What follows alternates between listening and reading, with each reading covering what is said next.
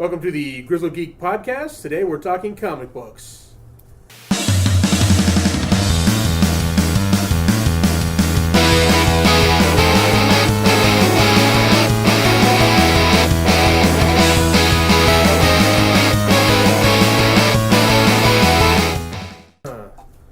Alright guys, today on the podcast we're here at Samurai Comics in Phoenix, Arizona.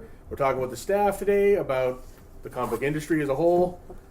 Just a quick reminder, for those of you watching us on YouTube, you can get this on Stitcher and iTunes for the podcast. For those of you listening on those channels, you want to see our faces, you can check us out on YouTube at YouTube/The Grizzled Geek. Again, I'm Mike. I'm Doug. And here we have with us... Steve, Mr. Manager at Large at Samurai Comics. I'm a Mr. Manager. I'm Jeff. I'm the sort of floor supervisor. Yeah. Listen, Jeff. Let's just all. I'm part-time. You know what? Let's hash it out right now. Jeff is the most important person on staff. No, this floor is wildly. And who's never here? Who's never here? Who's never here? Yeah. Nice. He guides us in spirit. I have a set of crystals in the back, and I put them in one by one. And then you have a shirt like a wolf shirt, where there's the three wolves in the moon. The three wolf moon shirt. It's me and a kitten. Yep. That shirt is great. That is the greatest shirt ever. Yeah. $5. I'm not cool enough to wear a three wolf moon shirt. But no. All right. Today, we brought you guys in because technically, you're the closest thing to experts we could get on the subject of comics. Whoa. Listen, if there can be a Tupac historian, I'm going for something else. I don't know. I got big dreams. Big dreams. It's going to be huge. Huge. All right. So I want to start off a little bit here. Talk about comics. What do you guys read regularly? What's your go-tos? You can go first. All right.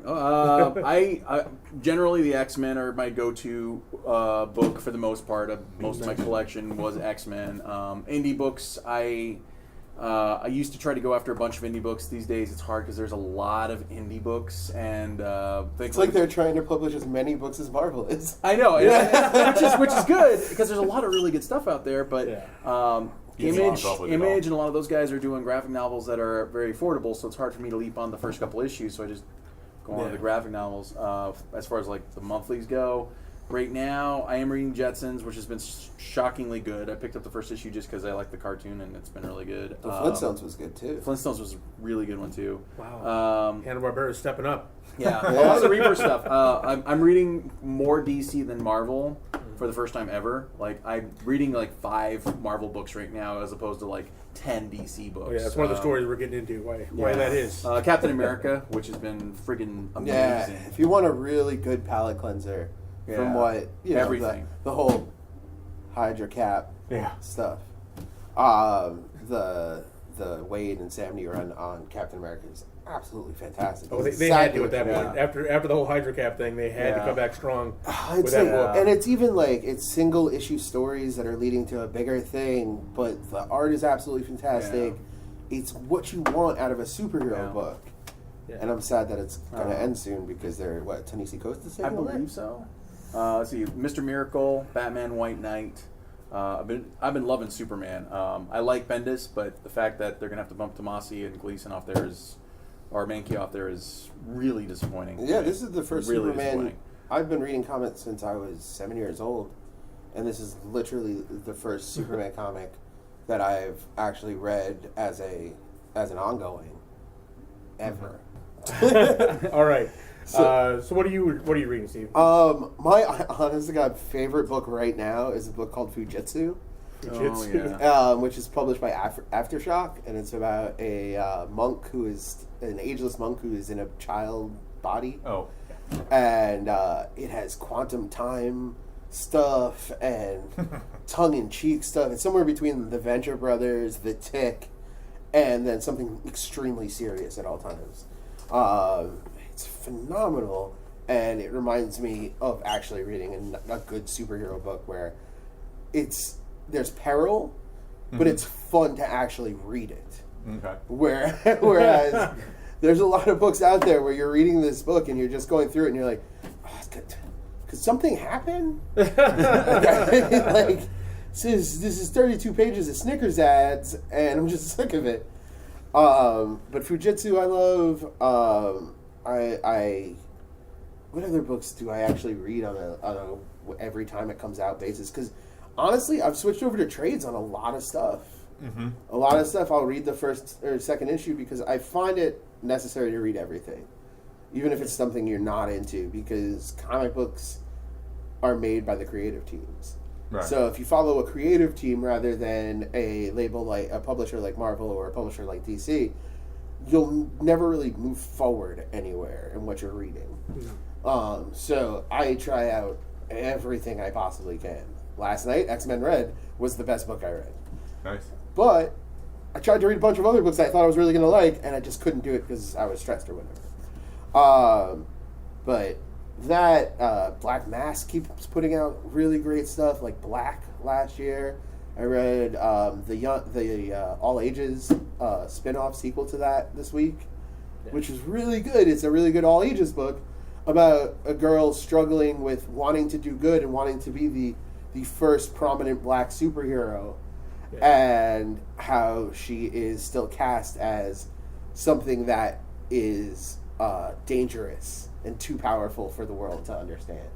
And the media spins certain things different ways. Right. Black Monday Murders, which is apparently coming back next week. Oh, is it already?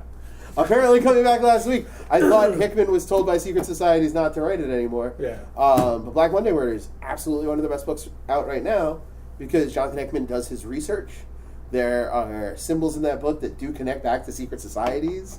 Mm-hmm. It's all about how there's this cabal that's controlling the world's financial organizations, and they have been since before the first stock market crash. Nice. So it's your the first issue asks you right at the end, do you believe or don't you? If you don't keep reading that book, I don't know what intrigues you. Nice. But yeah, no, those are the books I absolutely love. Mr. Miracle, I absolutely love. Tom King has been doing great stuff. His name's going to probably come up a bunch of times. But he's been doing great stuff with characters I never cared about. Omega Man, I never cared about Kyle Rayner. Vision. I loved Vision. Didn't care about Vision. Loved that book. His Swamp Thing Winter special had me a little bit teary-eyed in the back parking lot when I read it on lunch break. Like, the guy gets it and gets the core of these characters.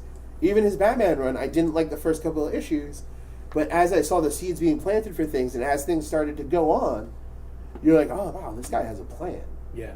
And he knows what he wants to do with Batman. Nice. So that Metal is doing really well, and I love the fact that it actually is tying into this bigger, larger multiversity that Grant Morrison set up. So anytime Grant Morrison doesn't get immediately retconned after he's off the book, I absolutely love it. Because usually most times they're like, okay, he made everybody into a monkey for no reason. We can't do this anymore. Kind of go back and fix it. Yeah. All right, Doug, what about you? What do you... The only thing I'm reading right now is Ninja K. Ninjak, I was going to say, you're using a Ninja We all say, all right, listen. We all say Ninjak it's Ninjak until Valiant corrects you and says, no, it's Ninja K, and then you feel like the jerk. That happened to me. Yeah. That was hilarious. I still prefer calling him They didn't correct us in the 90s. They're going to correct us now for you. Yeah. It's Ninjak. If I could, I would read everything Valiant, because those guys know, they get it. They've revitalized those 90s comics in really cool ways. I've enjoyed everything I've read. Everybody who comes in and is like, oh, I haven't read books since the 90s, or, my favorite stuff is like Jim Lear, X-Men and stuff. I'm like, you remember the 90s? Well, they're back in Valiant form. Yeah. And you used the pitch, which you thought was a joke, but I have literally used it to sell it. Do you like the Punisher? Do you like Wolverine? Then you'll love Bloodshot. You'll love Bloodshot. And I'm like, he was joking about it as a big old joke, and I'm like, no, Jeff Lemire wrote it. It's been awesome. Oh, we can talk about Jeff Lemire for a while. Yeah. He's another one. He's another one that's knocking out. Yeah. Royal City will make you cry every issue. It's crazy about Jeff Lemire because he'll do superhero books, and he's doing Bloodshot right now. Okay. And so he'll do superhero books that are just like superhero books, and then he'll do something like Roughneck, which is just a standard graphic novel like he did last year, which is a very moving story about a hockey goon who goes back to northern Canada has an estranged sister that finds him and is pregnant and being chased down by an ex-husband that was abusive, and the way he uses watercolors to make everything look really cold and sad. But when the guy talks about hockey, everything's bright reds. It's brilliant. Nice. And he does that, but he also writes this book about the Wolverine Punisher. It's probably a palate cleanser for him. You know what I mean? Like, Yeah, give yourself fun, an emotional break from like, I just went through this cancer survivor story, blah blah blah. Yeah. I'm gonna write a Cyclops miniseries. Well, and let's not forget about the fact that Black Hammer is the best superhero book that's being written right now. Yeah. Nice. Black Hammer is essentially, if you want a dissection of Silver Age type superheroes, but you don't want the Alan Moore squidgy bits, Black Hammer's for you. It's pretty spectacular. It's actually already gotten several spin-off miniseries a la Hellboy, and they've all been really compelling. Yeah. Like, they're definitely character studies. It's not a, hey, look, here's the 60s type superhero who's older, and he's going to go fight this evil squid space thing. Yeah. It's not. It's literally the deconstruction of the Silver Age superhero. Yeah, what happens when you lose a battle and you can't come back from it? Yeah. So, it's really good. That does sound interesting. Yeah. Well, for me, I'm pretty much sticking to trades now at this point. Again, the way things are going. That's the way things are going. I mean, as I got older, I don't... Can't pay $4 or $5 an issue. I was telling Doug on the way over here, we're talking about Price Comics book when we first got started. He's like, you guys started, they were $1. They were 75 cents when I started. Somebody is old. I'm old. But back in the day, I had a pull list of 25 comics. It cost me $25. Yep. You know what I mean? Man. Now, That would have been nice. not only give me 5 comics or so. Or I whatever, had a subscription for 12 comics, and I was Yeah. looking at my old 90s books, and I was doing the math for that my folks did. I'm like, they spent like $35 on me, and I got like 12 different Marvel comics coming to my door every single week, and I was like, man, that's like a week for some people. That's not even a week for some people. And I understand inflation and the cost of things and all that stuff. I'll paper you up, But still, Yeah, no. it's crazy. I looked at it, I can't. So now I got to pick and choose what I read now. You know, now it's like, but for me, Incredible Hulk has always been my favorite character since I was a kid, right? So I mean, that's my biggest collection I have, continuous. I've got like, you know, like pretty much every book that Peter David wrote through, you know. That's a good run. Yeah, so I mean, plus a spattering before that, and a spattering after that, you know. And then they started making him multicolored. And then, and boy, was that not good. Yeah, well, I even got through. Wow, I got through all the Mr. Fix-It. I got through, you know, I got Dale Cohen when he was drawing it. I got all those. So that's probably my favorite book of like character or whatever. But like I said, now I read. You know, I was collecting Walking Dead graphics for a while. I think I'm several years behind on that now, but you should switch to Invincible. Yeah, see, now, I want it open. Hopefully I'm getting out of here. What I'm going to be reading here going forward.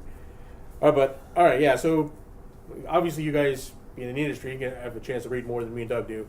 But hopefully that's what we're going to get some good picks. I worked at Stocking Moon Comics back in the 90s, and I read everything that came out. Much like you guys are describing. Like a lot of it I bought. If I didn't, you know, like I mean, I probably collected 20 Marvel and 15 DC titles at that time, and then everything that was coming out from Valiant. Yeah. That I kind of discovered after I got out of that, and we go to, you remember the Bow and Board? Me, no, because I'm a transplant. I am too. I'm from California. Oh, got it. I mean, I've been here 17 years. 17 years now. I got 2.5 on me. Yeah. Wow. Okay. So I used to be at a store in Scottsdale that the guys knew like tons of people in the industry. Oh, so they'd always have signing events and whatnot. Nice. But like all the Image guys were there at one time or another. That's cool. Everything stayed on their Image, walls, though. They never bagged anything up. They never raised price. You know, they never priced it whatever the price guide was. So you can go back and find everything you were missing. Nice. That's awesome. Sweet. Yeah. In my opinion, it's how it should be. Yeah. The whole. Well, and you guys got your like 6-month wall, so that at least is. Yeah, I mean, I have a whole problem with CGC and the whole, you know, just signing things, flipping them, things being worth a certain amount. Yeah. That whole thing is like, what happens when CGC gets burned to the ground by Jeff? What? You were telling me earlier about your plan to burn them to the ground. No. I was asking you, hey, Steven, do you want me to put these back issues away? I hear whatever. I know. That was off camera. I hear whatever. It happens. There's going to be FBI come knocking. We just happened to notice that CGC burned to the ground, and we do listen to podcasts. But no, I agree with you on that. The speculator market, in and of itself, it caused the back issue type thing like that. Right. Because I know the old school quotation mark shops that used to just have long boxes. They weren't bags and boards, and if you found it, you found it. And if there was something that was like a first appearance and it was $1 or $2 more, well, it was going to be over in those long boxes on the other side of the store. Right. Yeah. Is it nostalgia that makes us that way, or is it the love of the comic that makes us that way? Honestly, I think it's both. Yeah. I like going into an old school shop that smells like paper, where somebody asked me one time, hey, you need help? Nope, I know what I'm looking for, and if I can't find it, I'll ask you, and then I could spend the day just going through every single floppy that's in those boxes. I miss that. Yeah. There's a shop. But on the flip side, I also like going into a shop that's clean, where there's friendly staff, it's well lit, and I don't feel like I'm going to get shanked when I'm in the store. So He's describing our story. Yeah, that's Samurai Comics. There's a store in Michigan called Titan Games. It's a game store, right? And all the game tables, they have these comfy chairs, first off. Oh, that's nice. It says it's great. So low comfy chairs, and they have these roll-out bins underneath all the game tables where all the back issues are. Oh, wow. And this guy, all his back issues are $1. So his staff, anyone can buy a comic collection. Just go by cover price, however many cents they give you for each one, right? They set it all up. And then everything's $1. If it's something great, if it's something amazing. You got to know what you're looking for. You got to know what you're looking for. And that's the cool thing. That's cool about that is like you gotta know what you're looking for in order to get the cool deal there. Yeah. Right. And that means you're an actual fan. Right. Yeah. You know, you have that list that's crumpled up in your pocket that you pull out and you're like, oh, I need these 3 issues of Spider-Man for like $74. Yeah. And it makes it comfortable and leisurely to look through it while you're gaming. You could be like playing a game with somebody else, just like on the side, but you're looking through. Yeah. This guy's a genius. I mean, I know. It's a great shop. Yeah. And but yeah, it's crazy. My past work, I've visited a lot of game stores around the country, so I get to see all these different different ones. I pride ourselves here on the fact that like we're knowledgeable. Like Jeff's the expert. X. But like, I think if you walk, and this is how it was with the comic store I grew up going to. If you walk into a comic book store and the staff isn't friendly to you, isn't willing to give you suggestions or put books in your hand just so you can look at them. Yeah. What's the point? This is a community. Well, and the other and part those is places too, closed down. and there are shops. There are Yeah. shops. The shop I first started working at back home, that got sold to somebody else, and then it turned over and got sold to somebody else after that. And I went back home to visit it for the first time since it had changed hands the second time. Mm-hmm. And I walked into the store, and I mean, I worked at that shop for 2 years. Yeah. I knew where stuff was in the back room.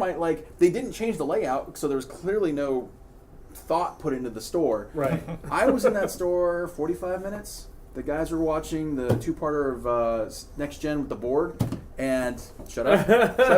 You knew I was going to drop Star Trek in there. But I was in there for a solid 45 minutes. Nobody talking. And nobody said a word. And I'm like, okay, Wow. I get if you are in the middle of something and you can't say at least hi.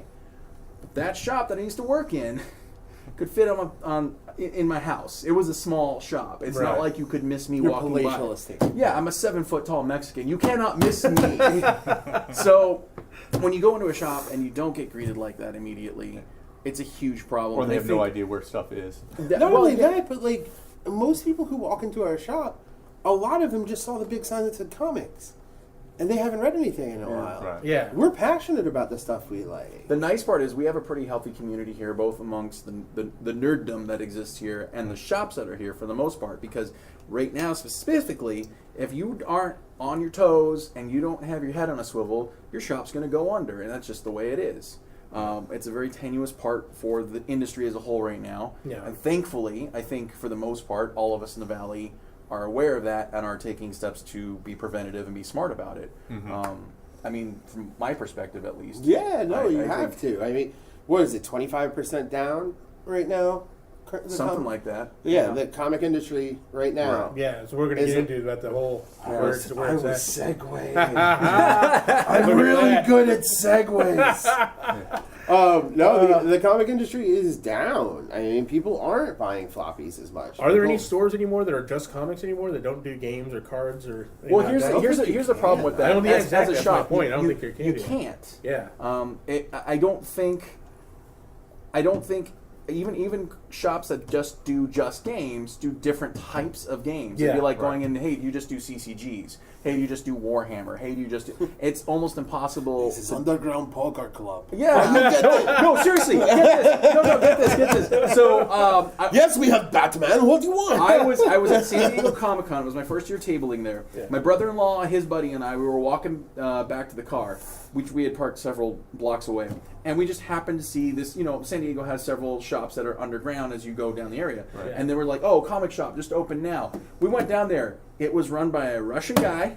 You could buy shots of vodka. They had the little curved tables you could sit at and read your books. And all that was there was like a new wall and then long boxes. And that was it. It was like a total pop-up shop run by a Russian dude. And we're just like, this is cool and also a little scary. Sweetheart, that wasn't a pop-up shop. It was a front. It was a front. I know. I'm aware. All right. I know. There were pandas in that basement. Talk about pop-up shop. I used to bring a new business for Games Workshop for a while, right? And there was a store, and I went out to California to visit. We opened up. It turned out this guy, it was basically walking to the store, and we're trying to look for the shop. Like, I don't see a game store here. Where are we going, right? It's like a warehouse district. We go down there, and it's a warehouse full of Asian imports. Wow. Right? Everything, like lamps and rugs and everything else. Oh. And we're like, this is a warehouse. So finally, we get hold of the guy, and he's like, "Oh yeah, come all the way in the back." So go in the back, and that's where they keep the Mogwais. And they have to open the back door. Yeah, exactly. So I was like, "What is going on here? We got the wrong place." And they have a back door that opens to an alley, and then they have like 3 game tables out in the back area, and all the Warhammer stuff up on a wall. Yes, this game shop. Go. Game shop, yeah. Go in here. What the whole thing was like a big rug? warehouse. And in the back, he had all his game stuff in the back with 3 game tables, and then the door opened to the alley, and people would come into the alley. And you have to diversify. It's business 101. You gotta diversify. You can't just sell imports. When it comes to game stores, I've seen it all. That's crazy stuff. That's crazy. Whatever works. But all right, so we'll take your segue into the current state of the industry. Now things are a little bit different from when me and Doug were heavy into collecting comics. I understand that the business as a whole is kind of down a little bit as far as for weekly, like monthlies. Yeah, definitely. Yeah. For graphic novels, not so much. Yeah, graphic novels are actually graphic novels and key issues. Yeah, everything we have around here. Yeah. In fact, the reason we put what the key issue is on there is because not everybody knows, like, that they don't have the list. And right. Yeah, so each one has a little paper tag that we've cut out on a piece of paper and put inside the bag and board so people can see, like, oh, that's Electra's death right there, and oh, that's Punisher's first appearance, or so that, because I mean, again, there are some novices that come in and they read this character when they were young, and oh, there's that first appearance, and it's only $30, and and if our purchaser here, Julian, who is the other manager, if he's here, like. He might make you a deal. You don't know. Like he knows what he paid for it. He wears his suit with money on. He does that. He has dollar signs on his suit. He jumps out of a dumpster every once in a while. But yeah, no, graphic novels are definitely on an uptick. Absolutely. There's a whole generation that just read graphic novels, and that's it. They are used to the waiting 6 months in between, and they don't care. Back in the day, we used to have to wait years before a story line into graphic novels, and now it's like that was like one. It was selected. Like you couldn't get the complete of this. It had to be a big story before you make graphic novel. Now it's pretty much you got a comic book run. You wait a few months after the run finishes, and not even a few months. It's usually about a month after. No, wow. Well, the best one is Image, because they'll do issue for 5 issues, take a month break. Graphic novel, take a month break, and then come back for 5 issues. Gives the creative team a rest. It doesn't burn out your readers, and it gives everybody enough time to kind of like get back into the swing of things. That's the best That's way an that awesome they way have to do it. Yeah. The one I don't like is DC. They've gotten better. I worked at Atomic Comics 15 years ago. I hated their trade policy because now, if you wanted all of Action Comics by Jurgen's Rebirth stuff, you got all the issues in sequential order, and it was perfectly fine.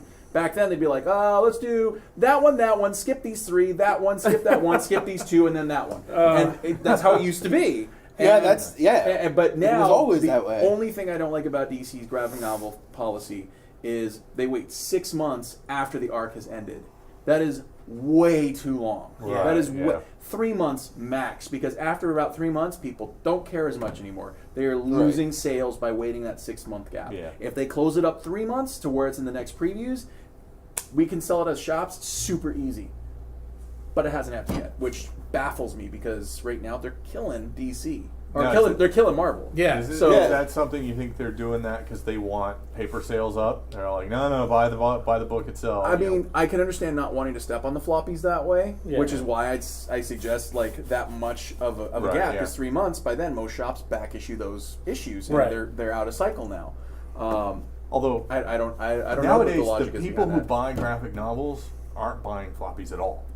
So you've got the chance of getting. Yes, Like for the what is older it, readers, I would say there are some that buy both the floppies to collect and the graphic novels to read. But the newer readers who are getting in, they don't care. Like they Metal? want the story. I would never have picked that up, but you guys have been talking it up so much. I'm like, maybe check out the graphic novels at some point. Listen, when there is a character who looks like a Cenobite, has the Joker's grimace, and has Pharrell Robbins on chains, you're gonna want to read that. I saw the promos for Metal, and I was like, oh, so it's Forever Evil, but everyone's Batman now? Okay, I'm an old comic book guy. He was he's the biggest naysayer on staff. He's like, this is stupid. I don't know. This looks I read the first issue. I was like, yes, okay, thank you.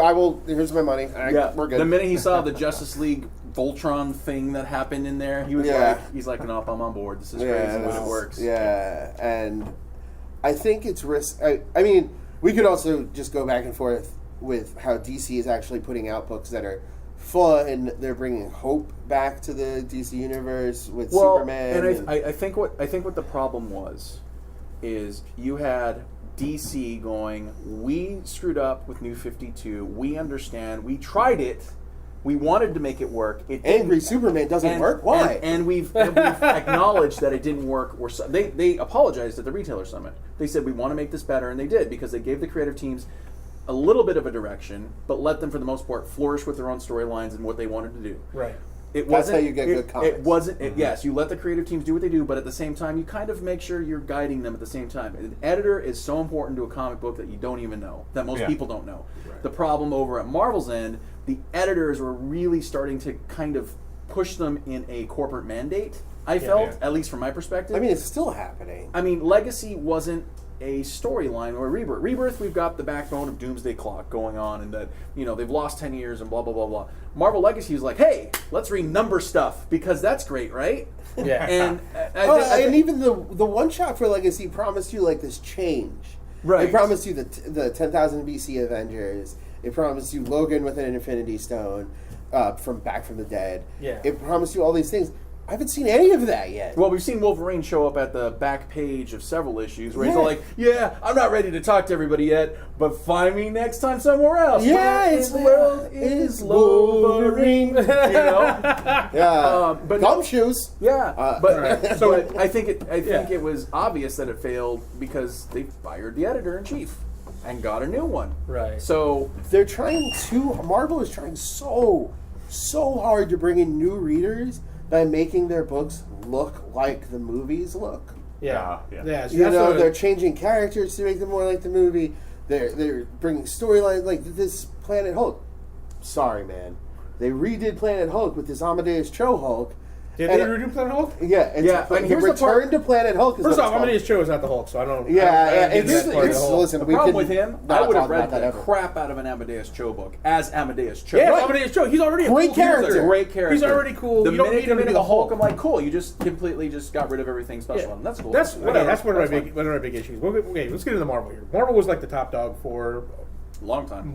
And then they crashed the industry by overprinting things. Yeah, and then there was about when did the fall start to happen with Marvel? Or the Switch? It's the 90s. The no, 90s is what killed a lot of the stuff. fall started happening. Okay, so Axel Alonso was in there for what, 5-6 years or something like that. Are we talking early 2000s? No, I'm talking like recent Okay. history. Yeah. So they did the Marvel Now initiative, which I felt worked. That first Marvel Now initiative completely 100% worked. It brought in new readers. They changed enough of the characters, just enough to make it feel fresh and new. They had good creative teams. They had a diverse group of new characters that actually practiced diversity instead of pandering diversity, and there's a huge difference between the two. There is a huge difference. And then even all new, all different still felt a little fresh. But then it became a yearly thing. Let's reinvent everything and let's destroy everything and be shocking and new every single year. And it started to get to the point where it's like, well, it doesn't shock us anymore because we know next year everything will be all new, all different again. And I haven't had time to absorb all of these new changes. And you're having a massive event every other month now at this point. Yeah. When they went back and did Marvel Now again, but it was Marvel Now with the Shattered Now.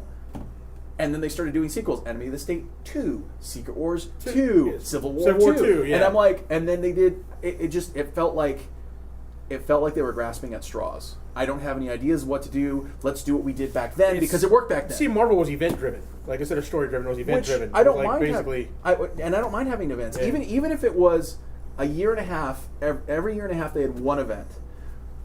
But it started to get to the point where it was two events overlapping with each other, leading it. And so at that point, it's like, well, then when I was collecting it, I now made it because I have little slots on my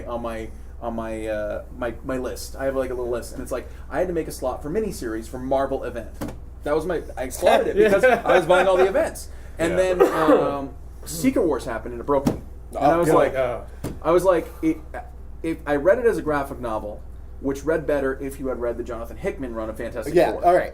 I just want to stop everything and say that Secret Wars is the complete best ending to the first Fantastic Four story that Jonathan Hickman wrote. What he can do to save everybody, and if he's so smart, why hasn't he stopped Civil War, Secret Invasion, all the good stuff that happened. Like all the good storylines that happened before Fear Itself. Because we can assume Fear Itself is where everything goes like... Yeah. That actually... Because that's the first science. Siege was the last good event. Yeah. That was, and Fear Itself was before that, I think. Oh, was it? Yeah. Okay. Because you know what? Honestly, there's so many. Yeah, I know. I can't even... But I don't want to say that Secret Wars wasn't good because I definitely enjoyed the Fantastic Four element of it. But coming in cold, it was confusing. Right. And all the different miniseries kind of led nowhere. So and you they were there pointless. For the character or the creative team or the concept, and then that was it. And some revisited, but not the ones you wanted to have be revisited. And just... I got Old Man Logan everywhere now. Yeah. Okay, let's throw in a divisive subject here so we lose half our crowd. Let's talk about like some of the diversity changes for Marvel here and see the big, like you were talking about, pandering diversity versus right. Miss Marvel is a perfect example of a book done right. She is a good, well-written character with a point to her character who happens to have a lot of diversity in her background. Right. There are other books that are made where I know the creative teams wanted to have a diverse character in there, and you can tell they're trying. Right. But the way that it's marketed, the way that it's set up, feels like it's pandering. Right. I know the creative teams aren't intending them to be. Right. But I also feel, I don't know if their hands are tied or they just, maybe they shouldn't have written that character. Mandate, we need to have more diverse. Like, okay, so a perfect example is, and so I was explaining to my wife, I'm like, if you go into a comic shop, and this is about 6 months ago, when you walk in, Sam Wilson is Cap, which is great, and that was, I felt, a natural one because Sam was great in that book. Yeah, he's been his partner forever. Friggin' amazing. And the Remender lead into that was a natural lead, and that was fine. Right. Jane is Thor. Aaron's been killing it on that book. Yeah, no. Absolutely. Seriously. If I hear one more person tell me they're not reading that because Thor is a woman now. Oh my God. If I hear one more. My big thing with that is... give her a different name. Well, yeah, like there's been some people with hammers. Why? Because Thor's that guy's name. It's not a... His name is the Odin son. It's not... Here's the thing. Thor Odin. It's a name and a title, and that's the thing. Anyways, but then you also have Riri as Iron Man. Now, the difference between those three... Didn't she get renamed like Iron Heart or something? Right, because of the backlash. Oh, okay. And the reason the backlash happened wasn't because she was a bad character, because I thought when I first saw her, I'm like, this feels like pandering. This doesn't feel like a natural evolution like Sam and Jane did. Yeah. This feels like pandering. we had one of our dollar sales.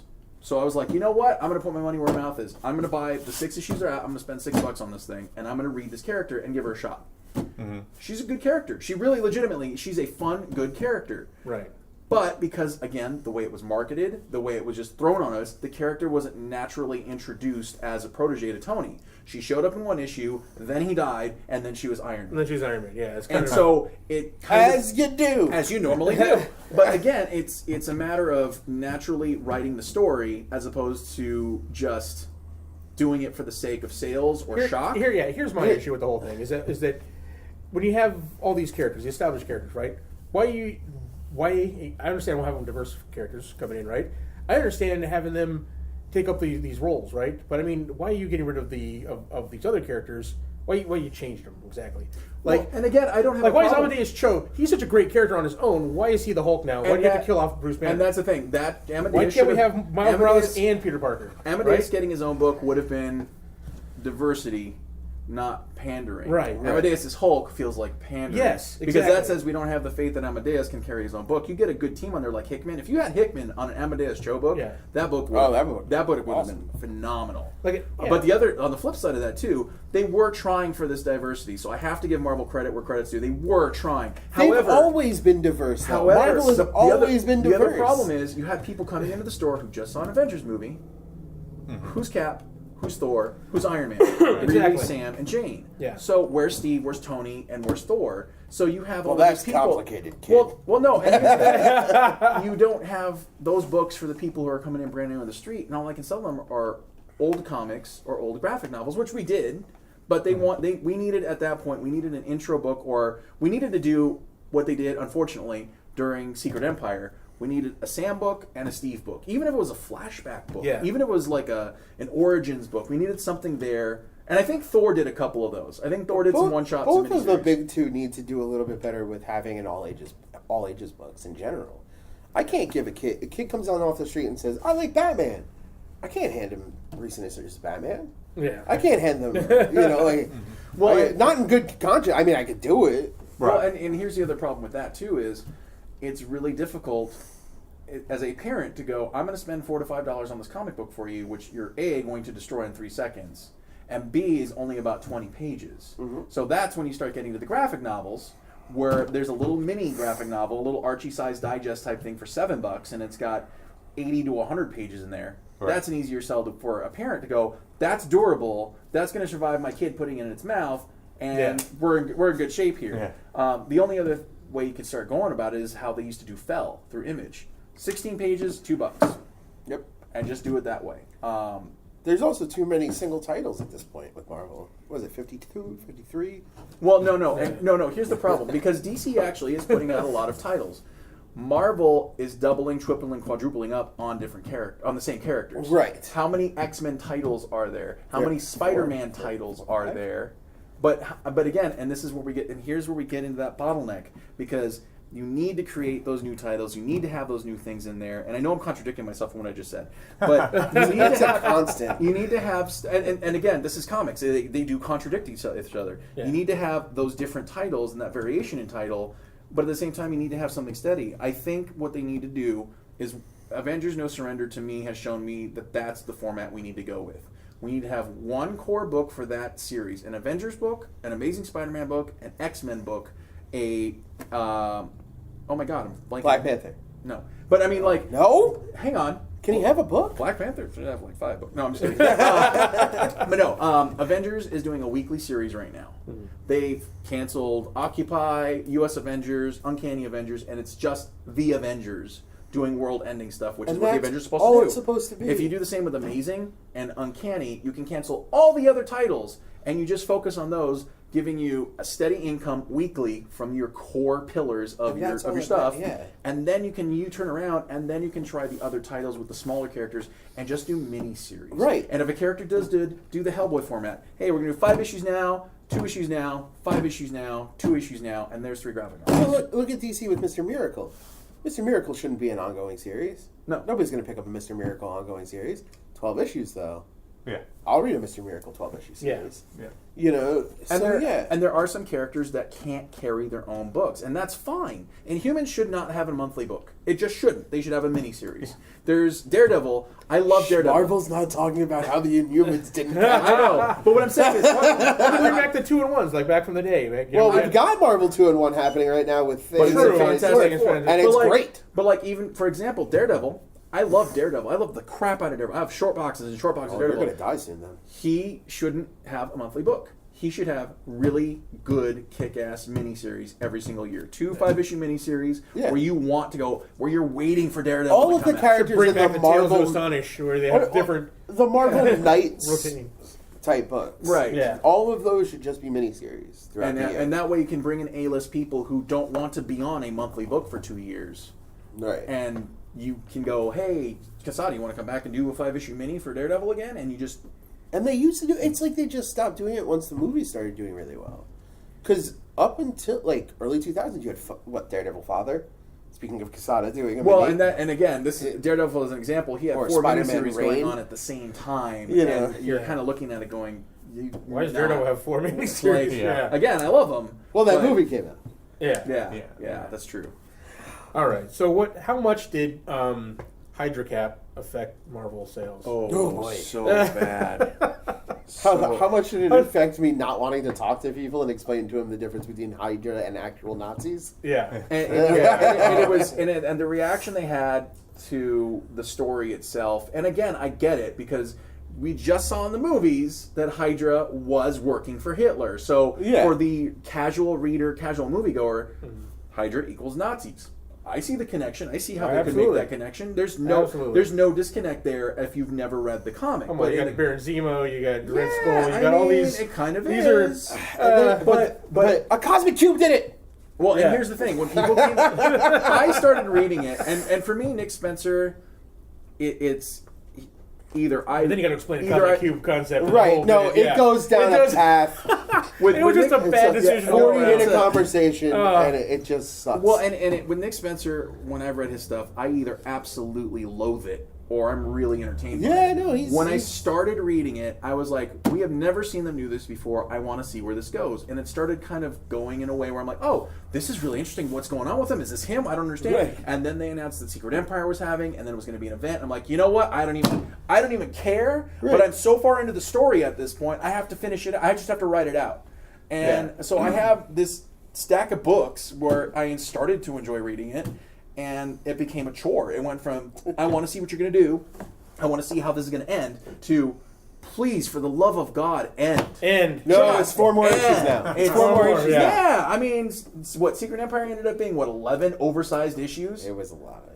Just the Secret Empire series. That's not counting Steve Rogers Cap, Sam Wilson Cap, and all the tie-in books. I bought Steve's book, I bought Sam's book, and I bought Secret Empire, and that was it. And even that, again, I've got a stack of this thing where the first 6 to 10 issues, I'm going, I want to see what's going to happen when everybody turns, and then when I get to issue 12, and they're like, oh yeah, Secret Empire is coming. I'm like.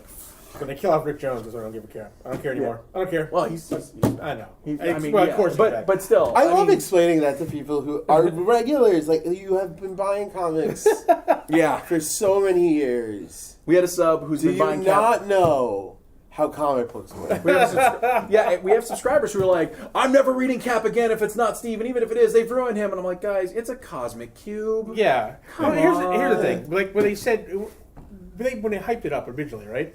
They're saying like, this is real. There's going to be real consequences. We're not going to fix things with like. Yeah, then the internet happened. Yeah, exactly. And I'm like, we're not going to use a cosmic cube to fix this. Oh wait. Well. Well, and he said that was the original ending, and it's like, dude, no, it wasn't. No, it wasn't. And here's the thing, like, it doesn't matter if it was or not. That's what he has to say because people were threatening his life. Yeah, of course. I get it. Absolutely. Whatever gets me not killed, that was the original ending. I mean, but you look at all the hype before that came out, right? Everything that was said before that, you're like, okay. You also look at the previews that came out before the end of it. It was like all the people rushing towards this vanishing point were all the new characters, or people from the Ultimate Universe, stuff like that. Yeah. So it was as if, and like in Ultimates, which is a great book that people should have been reading, which actually has a diverse cast of characters that is not. It's one of those organic, diversity books. It was such a good book. It's such a good book. Yeah, it's such a good book about Al Ewing. Completely about people solving these problems using it's sci-fi. It's what cerebral. the Fantastic Four needs to be now. Right. And so you had that book, and it was really good. And even that, by the end of it, had introduced that the original Ultimates from the Ultimate Universe had come back. Oh, and so they're floating around space somewhere. So it seemed as though Secret Empire was leading to the point where you were going to have the split of the universes again. And then all of a sudden, nothing.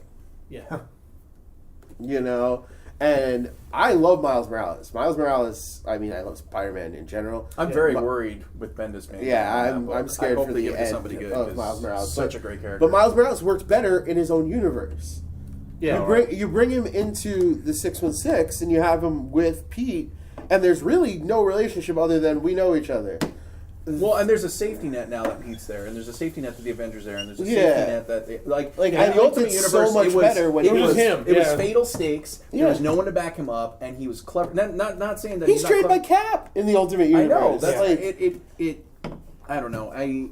On one hand, I was glad to see him in there, but on the other hand, it's I really liked him being his own Spider-Man. Being his own Spider-Man. Because a Parker had to die for him to take it over. Right. And that was good. That was good storytelling. So good.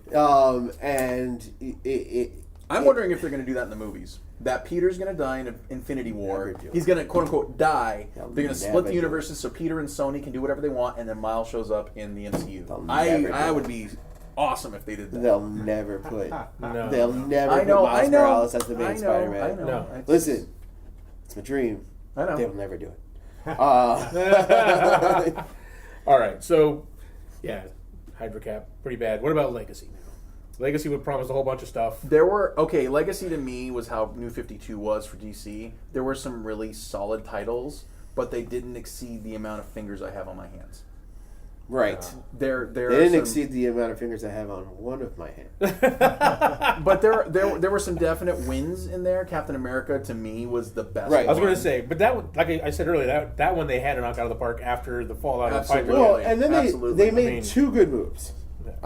They signed Matthew Rosenberg to an exclusive, who has been doing a lot of great indie work with 4 Kids, with We Can Never Go Home, which is an absolutely fantastic standalone graphic novel, which is worth reading.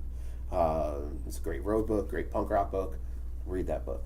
But he's now taking on a lot of the team books, and then they also signed Wunderkind, Donnie Cates, who hasn't had a book that wasn't in the top 10 in the last 2 years. That Thanos book is killing it. Well, Thanos was doing good with Jeff Lemire writing it. Yeah, no, I mean now you can't get it because people buy it too quickly. Even his Doctor Strange is great right now. So you have Doctor Strange is great, Cap is great, Thanos is great. And there were some fun books. I thought Spirits of Vengeance was a really fun book. It's still happening, buddy. It just ended. It's number 5. It's right here. It's a 5-issue miniseries. Oh, well, yeah. That's the end of that. Daredevil, Charles Soule, I really liked when he rebooted it. Back and forth on him. But it was the same thing. If Ron Garney's art with Charles Soule's writing, they complemented each other perfectly. When Ron Garney was gone, it felt like a different book. But when it relaunched under Legacy, Garney wasn't on there. The name escapes me. I don't remember who it was. But the guy they have on there now feels very reminiscent almost of Lee Weeks, where it's got that atmosphere to it. So it felt like a different book. Even though it was the same writer, it felt like a different book. Right. Avengers, I think, has been killing. I think Mark Wade's. He's been an Avengers now 3.5 years. Let's talk about this Avengers notion right there. About how they're just reusing the whole Sentry and Blue Marvel thing again. Here's the thing, though. That's fine if they're doing. What isn't being redone in all of this? The question is, can they do it with a fresh spin and make it fun? Because fun has been you have to let your writers and artists actually do what they want to do. And I think they're doing that on Avengers because it's Mark Waid, Al Ewing, and Jim Zub. And you like Jim Zub more than I do. I'm not a huge fan of Jim Zub. Yeah. I'm really not. But Al Ewing and Mark Waid. Love them. I mean, the two of them together, I'm surprised the book doesn't explode when it shows up on the. Well, it on did our for a doorstep. couple of weeks. Well, I know We're really into that's it. Mike adjusting the orders to keep up with the demand. Hi, that's, Mike. Hi, Mike. That's him keeping up with the demand that's been created. How many weeks did we sell out of it? Like, yeah, same with Phoenix Resurrection, which was the Rosenberg book. Like, the good writers and the good creative teams their books are selling. Yeah. But the books that are seriously just standard, they're not going anywhere. They're just kind of treading water to make it look like it's the movie. Like, what was it, 2 issues ago for that Return to Planet Hulk? The cover, or 1 issue ago, the cover is Amadeus Cho Hulk fighting Thor. Yeah. Like, yeah, we know Ragnarok came out, right? Yeah. Obviously, yeah. Yeah. So we get it. well, and look, I'm all for doing a corporate synergy thing if it works within the storylines that are going on at that moment. Right. Yeah. But when you do a huge divot like that, and I understand it comes down to art versus sales. Yeah. People got to find the book for you to. But if you're going to go back and read that book in a graphic novel or in your comics 5 years later, is what you're doing to that story going to make sense for that story? Because if it doesn't, you have now sabotaged that story from becoming one of the greats and being recognized and giving street cred to your company. Batman Hush didn't do anything that did a stunt. And they could have done stunts in that book. Yeah. But we all remember Hush for being super awesome. Yes. Because it played with the past, it added on the future, and we got to see everybody. So, all right, guys. So, tell me about when Bendis jumped ship to DC. Everyone was saying how DC has the talent, right? Marvel's pumping out books, but DC has all the talent. Is that the case in your opinion? Or I mean, I know there's good. No. I know there's good people in Marvel, but No, yeah. I don't think that's the case at all. I think Okay. DC has all the bargaining chips right now. DC has the high ground. They're the Obi-Wan right now in this scenario, and Marvel's the Anakin. Yeah. I think that DC is in a better position to take more artistic chances, which is why we have the Young Animal line, which is why we're getting Mr. Miracle, which is why we're getting White Knight. Yeah. I think Marvel's trying... DC right now is Marvel in the early 2000s. Yeah. Because New 52 tanked so hard for them that they had nothing to lose. they had nothing to lose. So Yeah. they put out these really good books, and they are really good books. Can't really make a good movie, but really good books. Well, and the other problem that you had was Marvel is killing it with the movies. Just flat out, they're killing it with the movies. They're good movies. So do they even care about the comics? Well, no, it's not that. They have they don't have the humility to go, you know what, our comic line, we do need to improve. They're going, we're Marvel, yo, you're gonna buy our stuff. The end. And that's literally the attitude that I have heard that has come out of some of the meetings with them at the retailer summit, where it's kind of like, what are you not gonna not buy our books? and that's the That- mentality. And also, on the other hand, that's also true. DC and Marvel need to be healthy for comic shops to healthy. exist, Yeah. for the Right. industry to maintain itself. Yeah. Right. So, I mean, as much as Image is putting out really great books right now, and they are getting bought, an Image book will sell out before a Marvel book or a DC book, just because people are into these new writers or into creative teams that are just doing Image books that are ordered as much or more than Marvel and DC books. Yeah. In those cases that we're talking about. because they have a great structure of how they do their creator-owned books. They have a great intro price for their graphic novels. A lot of them are $9.99 for the first volume. Nice. Wow. When Marvel's putting out 3 Deadpool issues in a book for $17.99. So Marvel's graphic novel publishing, the paper is cheaper, so the books are thinner, and they're about $1 to $3 more than a regular issue. But then you've got Valiant and Image introductory volumes are $9.99. There are some Valiant miniseries that are just $10, and you can get the whole miniseries, a done-in-one graphic novel. Nice. And there's no reason that Marvel shouldn't be able to do that. Right now, I should be able to sell a Marvel graphic novel like that. Piece of cake. Even if it's just 4 issues. Right, yeah. A 4-issue, $10 graphic novel, we could sell those hand over fist. it's not like people are coming into the store and saying, "Oh, I don't like Marvel characters." No, people love Marvel characters. Right. They grew up with Marvel characters. They're honestly probably in your face more than a lot of DC characters other than Batman. But if you got a $17 graphic novel, or you can have 2 10s, okay, I can sell you a Black Widow for $17 graphic dollars, or I can sell graphic you dollars? Graphic dollars. No, what are these graphic dollars you've made? No, but like, is that what you paid me with? But if I can sell them a Deadpool and a Black Widow graphic novel for $10 each, as opposed to a $17 graphic novel, that person's going to spend $3 more to get more diverse characters, and then you got them into 2 books instead of 1 book. And again, I don't know the math on this. I don't know how financially whatever they are. Clearly, we'd be a comic.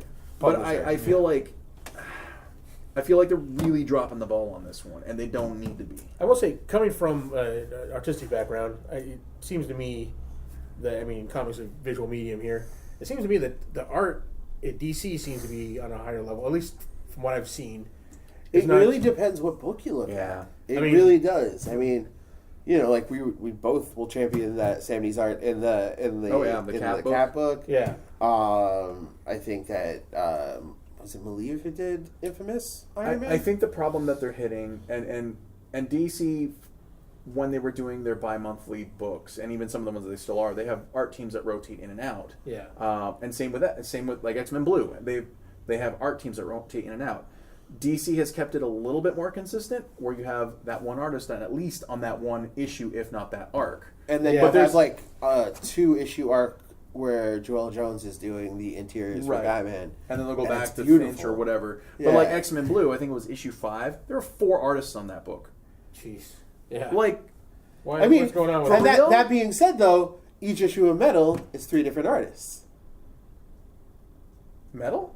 Yeah. That's in Al Capul? No, I believe Romita and Lee in there too. No, that was the casting in the Forge. All right, cut that out. Yeah. No, Capullo's doing that whole thing. Yeah. But I think the consistency Who's a great artist. is giving it more. And I make my own comics. Like I self-publish my stuff. It is not an easy task to be knocking out a monthly book. I know people are like, well, they're just drawing. It's like, no, you don't understand. It's rough. It is not an easy thing. Even with a team of 7 other people, it makes it worse because now you're working with 7 other people. Right. Yeah. And you may Should that be blue? Well, no. Well, not only that, but you may have one person who may not be able to hit that deadline, another person who may not agree with that choice. Your editor may ask you to make changes. There's a lot of mechanics that go into making a comic book, so I understand trying to get somebody who can monthly produce that kind of work. But it feels like a lot of those guys are starting to become far and few between, or the companies are demanding more than a monthly book from them, which outside of like Capullo, Romita, Bagley, and a handful of others, none of those guys can do more than 20 pages, 30 pages a month. Yeah. Max. And then you burn them out. Yeah, and burnout is real if you're a comic book. And again, that's why these image books are doing so much better, because you feel like the structure of the image book was already set. You have the artist, you have the writer, they've agreed on this. Well, and they have 5 issues that they're ready to put out. And you have another layer on top of that with the image books, though, because if that fails, there is no safety net. Right. That's it. If that book doesn't sell, if you're buying image books, if you don't buy that book or that graphic novel, those people don't eat. The end. And not saying that if somebody doesn't buy a Marvel book, they don't eat or whatever, but you can tell if you're an X-Men artist, you're going to be fine for at least a little while. Yeah. But if an image book, you're putting your image book, guess what? Your house is you probably put a lien on your mortgage. Right. You've probably GoFunded me something. You've probably Kickstarted something. Yeah. You're either owing somebody or you're in a tenuous position every single month, every single quarter, every single whatever. So there's a little bit more, I think, on Marvel, but Image, it's definitely Marvel. You're on a boat with a crew. Right. Image, you're on a raft with one other dude and a sail made out of a bedsheet. Well, that's probably why it's Robert Kirkman walks by, sails by you on his yacht. Waves at you. And the yacht's pulled by like unicorn dolphins. Yeah. No, that's Brian K. Vaughn's yacht. Oh, okay. You're right. That's true. He would have to. Yeah. So, by the way, nothing Brian K. Vaughan has written is bad. I'm going to make that statement. I'm going to agree with that. I literally don't think I've ever read anything of his that was bad. Yeah. Nice. Yeah. But that's probably why you get such good stories from Image here, is because they tend to be more hungry, right? I mean, Image is a very creator-friendly company. Obviously, they put themselves out there on their own to get this stuff accomplished, so they know it's do or die for them. So I would say the only complaint I have against Image is there are so many books that are new coming out every single month. It's overwhelming. I wonder if that was just for last year or if it's still going. It feels like it's now starting to slow a little bit. It's starting to slow down. But last year, which was it was their 25th anniversary. Yeah. Which I get. But previous all years those were books did really, really well. Jeez, 25 years. You're looking at God Country, Redneck, again, 2 Donnie Cates books. God Country, Redneck, Royal City did. No, I'm just talking about last year. Oh, last year, geez. I'm just talking about number ones for last year. Renato Jones did well. Yeah. You know, you've got all of these books that Paper Girls. You know, like all these books that are universally praised. I Hate Fairyland. I Hate Fairyland, yeah. You've got these books that are universally praised, and they're coming out almost every week with something else that people are like, oh no, that's a good concept, I want to read that. Yeah. And it's true. If you give me a good concept, I'm going to read the first issue. And again, I think it comes down to the miniseries format, because I know for me, if it's an indie book or something along those lines, if I know, hey, that's a trilogy, like Luther Strode, that's a trilogy, and I know I'm going to get 5 issues, it's done. Yeah. I'm going to be so much more on board than going, oh, it's an ongoing till the end of time. Right. There's a book that Greg Pak, I think it's Greg Pak that's doing, Mech Cadet Ui, that Boom Studios is putting out. Yeah. The premise was great. It was Miyazawa who did Runaway stuff. I loved the premise. I was totally going to buy that book. And then they announced it as an ongoing. And I'm going, look, that's a big investment. That's a big commitment. I can't do it. Yeah. I can't do it. Yeah. If it was like, we're going to do this miniseries, and the next year we're going to do another one, and the next year we're going to do another one, like Atomic Robo. They do that. They do a 5-issue miniseries once a year. I've been collecting them since the day one. I'm going to keep collecting that book because I only have to commit to 5 issues that year. Right. It gives them time to recharge, gives me financial room to do something else and spread the love around a little bit. Right. But if it was a monthly, ongoing book, I'd get fatigue. Right. And that's what happened with Hackslash with me. Hackslash went to an ongoing. I got 20 issues in, and I was just like, I can't do this anymore. I don't have the time to read it. I don't have the money to read it. And stop giggling because Hackslash is awesome. I'm not saying it's not. Right.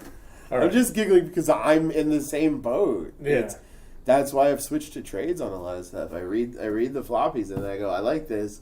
I'll buy that in trade when it comes out. I'll pre-order it. I'll do that. Yeah. So what do you guys see this? All right, just to wrap up here. We got state of the industry here, how things are going. Do you think the movies, just real quick touch on this, for as far as the big two anyway, DC and Marvel, do they help or hurt the whole comic thing? Like you said, some of the troubles with people seeing the movies and coming here looking for the same thing. Oh, if you're worth your salt as a comic book store employee, you should be able to find something. Yes. For somebody who's interested in the character, obviously. Even if they're not and they're in there with their friend. I have done this thing for years where I go, name me 3 television shows you like, or name me 3 movies you like. And when they give me those 3 movies or television shows, I can kind of get an idea of what genre, what tone, what character, and then it can kind of guide them to that. Now, I think the funny thing is, I think Marvel movies are helping. I think DC movies are hurting. But then they come into the shop, DC has a stronger line right now than Marvel does. Right. So it evens itself out. Well, it's also because the characters from the movies, actually in DC are the characters that are in the books, whereas, like you were saying before, characters in the Marvel movies aren't necessarily that same character in the book. I mean, Peter Parker getting an Amazing Spider-Man just lost the Fortune 500 company. Like, you're getting these different characters, and honestly, I don't care. There should be a separation between movie and your normal comic book. Because comic books should be based on their stories, and the movies should be based on their stories, and they don't need to be the same thing. We actually have a subscriber who we got in a discussion about the fact that they're now called Infinity Stones in the comics. Oh boy. And on one hand, I'm like, well, I can see it. I mean, technically the gems were destroyed at the beginning of Hickman's New Avengers run. Yeah. But I kind of agree with them. Why do they need to be the stones to be the movie? But on the other hand, if somebody comes in and they start talking about Infinity Gems, it's kind of, again, it comes down to that thing of like, who are you trying to sell the books to? New readers or old readers? Because you can't lose the old readers, but you need to get new readers. Right. And that's the frustrating thing too, because I look at all these message boards, and even I'm guilty of ranting about all this stuff too. Yeah. From the publisher's perspective, I can only imagine that in their office, one of those editors is screaming and flipping their table and throwing papers around going, "What do you want?" Yeah. Oh, yeah, no. The invention of the internet has ruined creativity for every medium. For instance, look at how Rian Johnson had to answer every single question about The Force Awakens or Last Jedi. Got raked over the coals every interview. And you know what? You know what? Applaud that dude for actually giving answers to all the questions that people had. He didn't need to. No. Yeah. And he went out there and did that. And with everything now, and I again, I like that everybody has a voice. But everybody doesn't need a voice. Well, no, I don't think it's not that everybody needs a voice. I think it's a difference between reacting and thinking out how you want to convey how you're feeling. It's a matter of reactionary interneting. It used to be you write into the letters page. Right. Now it's you're tweeting directly at Dan Slott.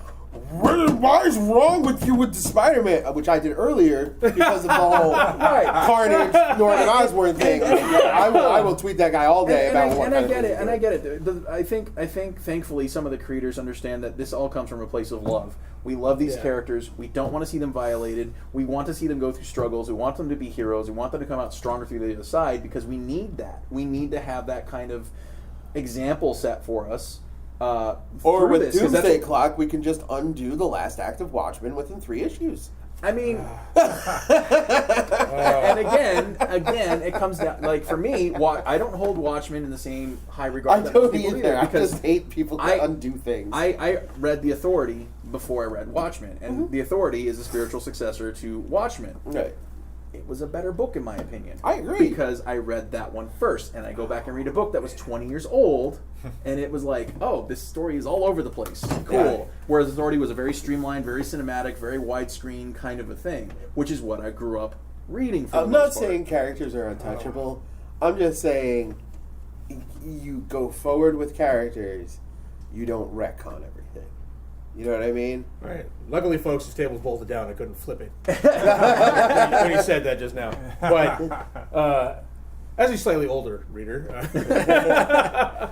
I read Watchmen first. I like Authority. Don't get me wrong. No, that's. I mean, my biggest problem. Granted, they should be able to mess with what they want, but I mean, I think just the kind of book Watchmen was, the fact that they're kind of incorporating it into the DC universe, doesn't, in my opinion, doesn't need to happen, right? Obviously, with different Rorschach or whatever, you know, and all this. There are spoilers everywhere in this now. Oh yeah, sorry. But I think we spoiled that on one of the news. There's a different Rorschach. But wait, that's the thing. You don't need to retcon it. So now, the idea of Manhattan hiding in the DC universe because of what he did is a good idea. It's not a bad idea. But retconning Watchmen, you know, that perfect little story. Because now, with what they've done in this book, technically the rest of Watchmen couldn't have happened. Yeah. So the way I look at it this way is, you can't wait to find out why Superman has red shorts again. No, that's awesome. No, I can still go back and read Watchmen. It's like, okay, there's a line that DC did back in '98 called Tangent Comics, where, shut up, I've got a point where I'm going with this. So there was a bunch of one-shots where they were reimagining completely a bunch of the DC heroes. Yeah. 10 years later, they did like a Tangent return where it was like Superman's reign, where it was like, and they killed most of these characters. I loved the Tangent miniseries that they did. I got rid of those issues because I didn't like it. And now I'm kind of going, well, I shouldn't have let the new stuff ruin the old stuff. Right, and I'm not saying it's ruined for me. But it has for some people, though. It legitimately has for some people that are angry that Thor's a woman and thinks that Frog Thor was okay. No, I think it comes back to there's a love for those characters. Hey man, and for readers, and for readers at that time, can do no wrong. We haven't had a book like Watchmen and Dark Knight for our generation, except for Walking Dead. There's been very few books where it completely changes the medium, changes the view of people's about. I don't know. I think White Knight might be doing that. White Knight. White Knight is a diatribe on everything that Frank Miller did to Batman. It is. And I agree with that, but it doesn't have the same mainstream media change the way that Dark Knight, Watchmen, and Walking Dead have done. Right. And so when you go around and you mess around with those stories that has touched more people than a standard comic book does, yes, you're going to create just a level of controversy that just is going to go nuts. If you made a Dark Knight ongoing series right now that wasn't had nothing to do with Frank Miller. Like if there were no notes from him, no nothing, and they just handed it off to somebody, people would lose their mind. Even though they would be written better. but still, that story is his, right? And not having his fingers in the pot, as it were, at some point, somehow, even if it's nothing, I'm not going to say. It's still gotten in trouble. It still is something that people have to take into account for some of these things. Post X-Men Claremont was a big deal. Oh yeah. Yeah. When I tell people that my favorite X-Men is the Grant Morrison X-Men, people look at me like I'm a crazy person. No, because Grant Morrison, I liked Morrison stuff. I liked Whedon stuff. Honestly, Nicieza and Lobdell were the guys for me. Mm-hmm. Just flat out. I know when people are like, "Oh, I love the X-Men and Claremont and everything." I'm like, "Yeah, but what do you like from it?" "Oh, I love the cartoon stuff." Yeah, that was Nicieza and Lobdell, and a couple other people as well on top of that. So there are people who don't realize. How much there to defend Claremont? No. I love Claremont stuff. It's his post X-Men stuff that I did not love. Okay, yeah, I'll give you that. Yeah, I'll give you that. Okay, so very passionate discussion about comics. I haven't punched anyone. That's right. No table flipping or anything like that. So we've kept it civil. As long as nobody is claiming that Ben Reilly is the true Spider-Man, we're good. I won't do that again. I just did it to make you mad. I don't believe it. I just did it to make you mad. That shit didn't happen. That's just blinders. Nothing. All right. So what do you guys, being in the industry, seeing what things are going on, what are you most looking forward to, or what are you hoping to see in the future of the industry coming up? We'll say recent future, or close future. Like next year. I'm looking forward to C.B. Cebulski's editorial run. He takes a lot of... and I know we got flack for the Akira Yoshida thing, but at the end of the day, he was a town coordinator for them for a long time. They brought in a lot of unconventional artists in and took a lot of chances. Runaways is there because of him, I believe, if I'm remembering that correctly. Yeah. I'm hoping to see... Don't worry, the internet will tell us. Yeah. If I'm wrong, feel free to leave comments. Anyways, please don't leave... I'm sorry, internets. I want to see visual artistic diversity in Marvel a little bit more from the house style, and it doesn't need to be everything. I'm not saying do the whole line. I'm saying it would be nice to see a little chunk like the Young Animal line over at Marvel, where there's 5 or 6 titles where like Squirrel Girl is a perfect example, something like Squirrel Girl that they are able to take a chance on without losing the house over it. Right. And just to give them. Well, actually, something. That's a lot of what I liked out of X-Men Red and the art in X-Men Red. Oh, but he's phenomenal.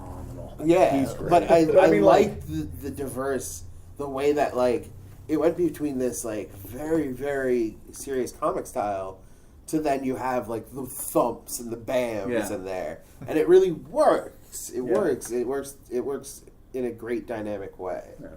I want to see more of that. Right. I want to see Tom King on Swamp Thing. I just want 12. I want 12 issues of a Tom King Swamp Thing. If anybody is listening to me, I need 12 issues of just Tom King writing Swamp Thing. If Tom King is watching, just write Swamp Thing. Just do it. Just do it. Just do it. No, don't let his dreams be dreams. No, I want my dreams to be realities. Because, oh man, the guy gets it. I'm hoping for... Honestly, I'm hoping for more reach to an all-ages group, which Boom is doing and other people are doing, but I'm looking for it from the big two as well. Mm-hmm. There needs to be more all-ages books that kids can get into, teenagers can get into, but they can still be read. but they can still be read and still be fun. The Black tie-in from Black Mask's title Black, which is a very progressive story about a world where only black people get superpowers. And it's fantastic. And you have the sequel to that is really just an all-ages book about this girl who just wants to be good. And her superhero name is Good Girl. She just wants to do well. So, I want to see something that I can enjoy, but I can also hand it to a 12-year-old and be like, you're going to enjoy this too. This is going to sound ridiculous. The Disney Princesses book by Joe Books is a perfect example of that. My wife that's the comic she reads. And I flip through that and it makes me crack up every single time. And I know I've bought some for my nieces and nephews that are little, and they crack up every single time. And that's what we need in all ages books. Not an all ages kid book, but like in every age. I have a friend who calls his books every ages, where adults and kids can both read it and both enjoy it. And again, credit to Boom. They're doing it. Aftershock, they're doing it. There are books out there. You just gotta find them. Yeah. I mean, I'm personally hoping for, Red, the Indian superhero book, but superhero universe. That's not going to happen? No. Oh, man, all right. Well, anyway, what are you looking for, Doug? More Valiant. More Valiant stuff? Don't worry about it. It's coming. Don't worry. Coming. Yeah, I mean... There's Ninja J. Ninja O. You get all the Ninja ninjas. Q. All the ninjas. And then we get Ninja Z, and then Ninja AA. Yeah. Ninja BB. And then we go to Ninja Colors. Yeah. Ninja Red, Ninja Red, Ninja Gold, Uncanny Ninja Blue. Ninja Red. Uncanny Ninja Red. There you go. Stop bringing Jean Grey back from the dead. How about that? Yeah. The Phoenix isn't the only X-Men story. That's what I'm looking forward to in the future. Well, there's a movie coming out. There's a movie coming out. They had to bring her back. Yeah. They had to bring her back for the movie. And I really, really just hope for more creator control on books. Nice. Where they get to steer the big house of ideas. Maybe they get a little bit more of a cut of the actual royalty of the book, which gives them more buy-in for the a little bit more of a buy-in, a little bit more of a, and not saying that they aren't, not saying that the creators don't have a buy-in, but I'm saying that would lure some creators who are some upper echelon guys to kind of drift a little bit back that way. Yeah. I mean, Bendis writing Superman is a big deal. Right. That's a big deal. Yeah. I'm hoping it actually sparks something great in him again. Although Infamous Iron Man was perfect, and that was the best book he's written since Daredevil, but I hope it sparks something back in him because he's still a good writer. He has it in him. I think Marvel just kind of beat him down. All right, folks. We're going to have to end it there. Thank you for listening to us on this podcast or watching us on YouTube. Like I said, very passionate discussion about comics. We'll be back with these guys again with some more comic book discussion. But in the meantime, where can the kids find you? You're on social media? What do you guys... Literally at the store every day. At the store. I'm literally at the store every day. Yeah, the store's on Facebook under Samurai Comics Phoenix. That's where you can get a hold of us there. Yell at Jeff, not me. I will take it personally, and I will crawl into a cave. Please don't yell at me. No. Other than that, I really just do Instagram under Robots Scare Me. Robots Scare Me. Nice. I Instagram primarily under Jeff Pina Makes Comics, Pina. Any comments you want to? Oh, my own stuff? Yeah, your own stuff. I do Dr. Oblivion's Guide to Teenage Dating, which is about a supervillain whose teenage daughter starts dating the town's teen hero. I'm just going to go over here and just pull these books off the wall. Pull Jeff's books in here. I have about... Look at this. What? There's books flying in. This was not why I came in. I do a autobiographical with my wife called I Frickin' Love You. There's Dr. Oblivion. And then Bosco and Fleet Detectives of the Occult Sciences, which is about a talking octopus and gorilla solving occult crime in Victorian London. Which is loosely based on our relationship. Nice. I mean, yeah. The Guide to Teenage Dating. You should buy that just for the title alone. That just sounds amazing. And I write it every age. It's a kid can read it, we can read it, and that's how I write all my books, because we need more books like that. There you have it. All right, folks. Yeah, contact them, Samurai Comics. Doug, where can the kids find you? At the G2 Doug. Yeah. Instagram and Twitter. Yeah, Twitter him. Ask him why he didn't speak up more. Why does he have another? Why is he as passionate as we are about comics? He's probably just on this table. He's angry about the Claremont thing. We know that. He's definitely angry about Frogthor. All right, kids. I'm Mike. I'm what am I? At the G2. At the G2 Mike. There you go. Doug knows my Twitter. I don't know what it is. There you go. But you can help us out by liking, subscribing, telling your friends about us on YouTube. Leave comments down below. If you're listening to us on Stitcher or iTunes, you can, find us on YouTube. Look, I'm not saying it's better if you can see us. But you might want to. We have faces made for radio, so. I'm not saying it's better that you should see it. I'm not saying it's better, but if you want to, that option is available for you. If you want to support us on the channel here, you can shop through our Amazon link down below. You can check out our Teespring store where we have some cool shirts. If you want to support us directly, there's a Patreon link down below where you can join our Patreon community where you get access to videos early from YouTube. For those of you listening on Stitcher, hop over to YouTube and support us there. So we appreciate it, guys, and we'll be back next time. Support indie comics. Support indie comics. Yes. And so long from Samurai Comics, Phoenix, Arizona.